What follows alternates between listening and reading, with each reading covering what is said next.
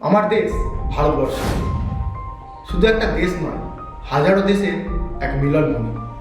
ভাষায় আমরা ভিন্ন, পোশাকে ভিন্ন, খাদ্যে ভিন্ন, কিন্তু আত্মায় আমরা এক। সংস্কৃত, হিন্দি, বাংলা, তামিল, তেলেগু, মারাঠি, উর্দু ও গুজরাটি প্রতিটা ভাষাই বহন করে শতাব্দীর ইতিহাস, মানুষের অনুভূতি আর সংস্কৃতির গন্ধ। এই দেশে আছে অসংখ্য জাতি ও অসংখ্য জনগোষ্ঠী।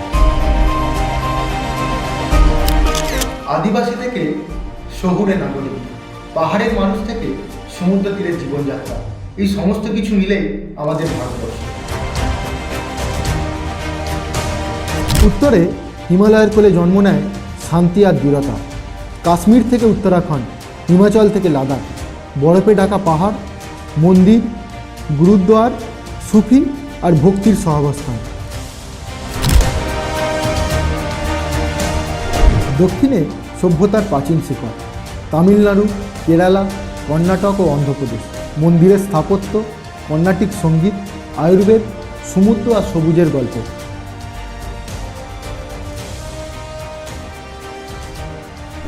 পূর্বে আছে শিল্প সংস্কৃতি আর বিপ্লবের ইতিহাস। বাংলা, অসম, উড়িষ্যা ও মণিপুর। সাহিত্য, নৃত্য, লোকসঙ্গীত, চা বাগান আর নদীমাতৃক সভ্যতা। পশ্চিমে আছে বাণিজ্য, সাহস আর মরুভূমির রোমাঞ্চ। রাজস্থান, গুজরাট ও মহারাষ্ট্র।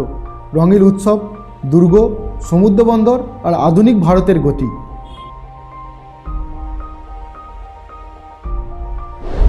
এত ভাষা, এত ধর্ম, এত সংস্কৃতি, তবু একটাই পরিচয়, আমরা ভারতীয়।